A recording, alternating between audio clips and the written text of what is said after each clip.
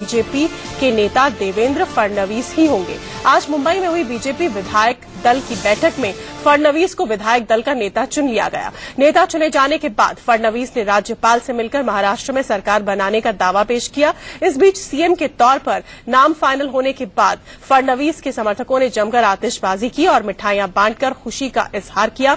आपको बता दें कि नई सरकार 31 अक्टूबर को शपथ लेगी, जिसमें प्रधानमंत्री नरेंद्र मोदी, उनके कई कैबिनेट सहयोगी और बीजेपी शासित राज्यों के मुख्यमंत्री शामिल होंगे।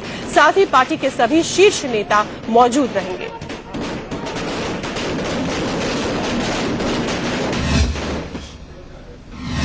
आज इस मौके पर मुझे हमारे दिवंगत नेता माननीय गोपीनाथ मुंडे जी की याद आती है, जिन्होंने निश्चित रूप से इस महाराष्ट्र में एक बड़ा संघर्ष खड़ा किया और इसलिए मुझे लगता है कि उनका भी आशीर्वाद आज हमको प्राप्त हो रहा है। मैं देश के प्रधानमंत्री आदरणीय मोदी जी, जिन्होंने सही रूप में देश को दिशा दी, महाराष्ट्र को दिशा दी, उनका मैं आभार व्यक्त करना चाहता हूं। हमारे अध्यक्ष अमित शाह जी का मैं आभार व्यक्त करना चाहता हूं, माननीय गडकरी जी का मैं आभार व्यक्त करना चाहता हूं और साथ ही में जिन्होंने इस चुनाव के संचालन में एक अहम भूमिका निभाई, ऐसे हमारे ओपी माथुर जी और राजू प्रताप रूडी जी, जो हमारे चुनाव के प्रभारी और महाराष्ट्र के प्रभारी रहे, मैं उनका भी बहुत बहुत आभार व्यक्त करना चाहता हूं। विशेष रूप से भारतीय जनता पार्टी में हमारी जो टीम है, वो टीम बहुत अच्छे प्रकार से काम कर रही है और कई सक्षम लोग इस पद के लायक भारतीय जनता पार्टी में है, लेकिन तमाम लोगों ने मिलकर ये जिम्मेदारी मुझे दी, इसलिए मैं उन सभी का बहुत बहुत आभार व्यक्त करता हूं। देवेंद्र फडणवीस को आप सुन रहे थे और उनके मुख्यमंत्री घोषित किए जाने के बाद, विधायक दल का नेता चुने जाने के बाद उनके परिवार में खुशी का माहौल था। उनकी पत्नी का क्या कहना था, ये आपको सुनवाते हैं। बहुत अच्छा लग रहा है। देवेंद्र जी ने बहुत मेहनत की है और उनको उसका फल मिल रहा है, लोग उनको रिकॉग्नाइज कर रहे हैं। इसके लिए मुझे और मेरी फैमिली को, सबको बहुत खुशी हो रही है और अच्छा लग रहा है।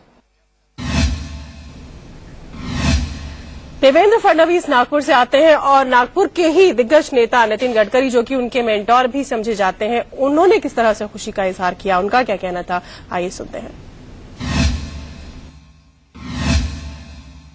देवेंद्र जी की महाराष्ट्र के नेतृत्व के लिए चुनाव चयन हुआ है, ये बहुत आनंद और सुखद घटना है।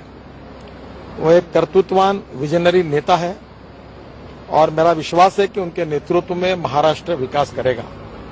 महाराष्ट्र की जनता को न्याय देंगे और जो महाराष्ट्र एक समय देश में प्रथम क्रमांक पर था, जो पिछले 15 साल के कुशासन के कारण बहुत पीछे चला गया है, देवेंद्र जी की विजन, उनका कर्तृत्व, उनका नेतृत्व महाराष्ट्र को एक नई दिशा देंगे, ऐसा मेरा विश्वास है। अभिषेक हमारे संवाददाता मुंबई से हमारे साथ जुड़ गए हैं। अभिषेक, महाराष्ट्र को युवा मुख्यमंत्री एक मिलने जा रहा है, नाम तो तय हो गया, लेकिन यक्ष प्रश्न, सरकार कैसे बनेगी?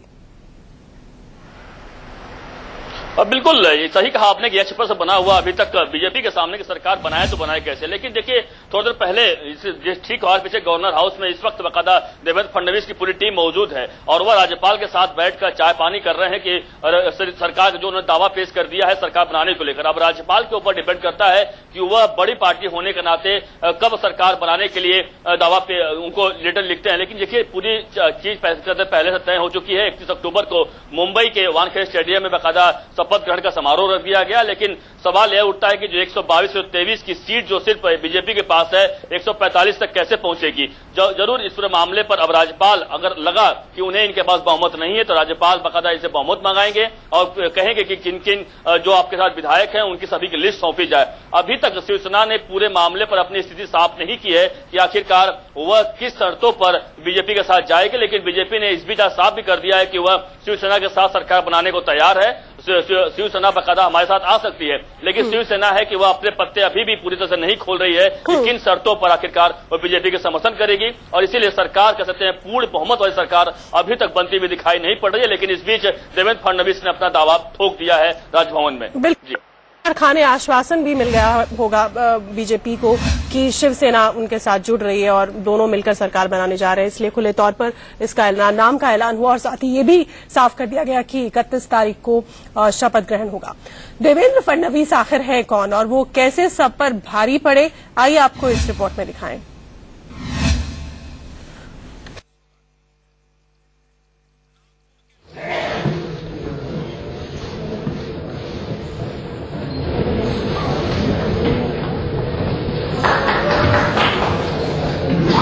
ये आप ताजा तस्वीरें इस वक्त देख रहे हैं।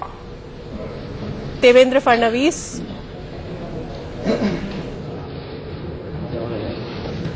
महाराष्ट्र में देवेंद्र का नारा खूब चला था और विधानसभा के चुनाव में खुद मोदी ने इस पर मोहर लगा दी थी। देवेंद्र फडणवीस का सीएम बनना तय है, बस इंतजार है विधायक दल की बैठक के बाद औपचारिक ऐलान का। 44 साल के देवेंद्र फडणवीस को सियासत विरासत में मिली है। देवेंद्र फडणवीस के पिता गंगाधर राव फडणवीस नागपुर से एमएलसी रहे हैं। नागपुर पश्चिम से 4 बार चुनाव जीतने वाले देवेंद्र फडणवीस ने सियासी सफर की शुरुआत नागपुर के मेयर के तौर पर की। नागपुर से मेयर रहने के बाद 1999 में वो पहली बार नागपुर पश्चिम से विधायक चुने गए। इसके बाद से वो लगातार यहाँ का प्रतिनिधित्व कर रहे हैं। 2013 में देवेंद्र फडणवीस महाराष्ट्र बीजेपी के अध्यक्ष बने और उनकी अगुवाई में बीजेपी ने पहली बार महाराष्ट्र में अकेले चुनाव लड़ते हुए 122 सीटों पर जीत हासिल की। देवेंद्र फडणवीस को संघ का समर्थन हासिल है। मोदी और अमित शाह के करीबी माने जाते हैं, जबकि गडकरी ही उन्हें अपने साथ सियासत में लेकर आए थे।